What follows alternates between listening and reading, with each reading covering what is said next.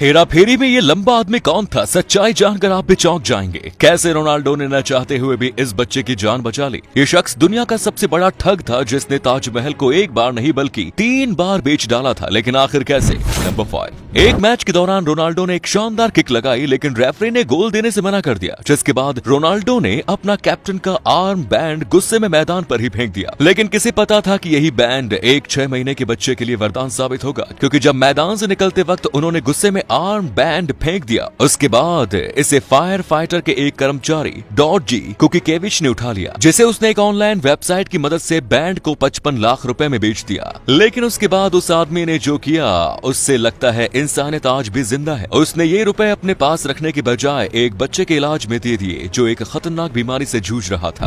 Number 4। Bollywood की सबसे बेहतरीन कॉमेडी फिल्मों में से एक हेरा फेरी को आज भी आप नहीं भूले होंगे। इस फिल्म में एक मजेदार कैरेक्टर था जिसकी शक्ल न तो राजू, घनश्याम और बाबूराव देख पाए। आखिर ये आदमी कौन था? दरअसल काले कपड़ों में नजर आने वाला ये शख्स रियल लाइफ में एक पुलिस वाला है। इस शख्स का नाम जगदीप सिंह है, जो पंजाब पुलिस में एक हेड कांस्टेबल है। अमृतसर के रहने वाले जगदीप सिंह कोई आम पुलिस वाले नहीं है, वो भारत ही नहीं पूरी दुनिया में मशहूर है। जगदीप के नाम दुनिया के सबसे लंबे कद के पुलिसकर्मी का रिकॉर्ड दर्ज है। 35 साल के जगदीप सिंह की हाइट 7 फीट 6 इंच और द ग्रेट खली से 5 इंच ज्यादा लंबे हैं। जगदीप जब सड़क पर निकलते हैं तो उसे देखने के लिए लोगों की भीड़ लग जाती है। दुनिया के इस सबसे लंबे पुलिस वाले को देख बड़े बड़े बदमाशों की हिम्मत भी डोल जाती है। नंबर 3। जिस ताजमहल को शाहजहां ने मुमताज की याद में बनवाया था, उसे इस इंसान ने एक नहीं 3 बार बेच डाला। मिथिलेश कुमार श्रीवास्तव, जिसे पूरी दुनिया नटवर लाल के नाम से जानती है, ये एक ऐसा ठग था जिसके गांव के लोग इस बात पर गर्व महसूस करते हैं कि वो उनके गांव में पैदा हुआ। उसने ताजमहल, लाल किला, राष्ट्रपति भवन और यहाँ तक कि संसद भवन को भी बेच डाला था, वो भी एक बार नहीं बल्कि कई बार। ठग बनने से पहले वो एक वकील था। नटवर लाल ने जीते जी सैकड़ों लोगों से करोड़ों रुपए की ठगी की और उसके 50 से भी ज्यादा फर्जी नाम थे। वो फेमस लोगों के फर्जी साइन करने में भी माहिर था। उसने बड़े बड़े उद्योगपतियों को चूना लगाया, जिसमें टाटा, बिरला और अंबानी के नाम भी शामिल है। इसलिए उस पर 100 से ज्यादा केस दर्ज हुए और उसके पीछे 8 राज्यों की पुलिस पड़ी थी। वो पकड़ा भी गया और उसे 113 साल की जेल की सजा भी हुई। लेकिन इस देश की कोई भी जेल नटवरलाल को नहीं रोक पाए। देश की अलग अलग जेलों से वो 8 बार भाग निकल चुका है।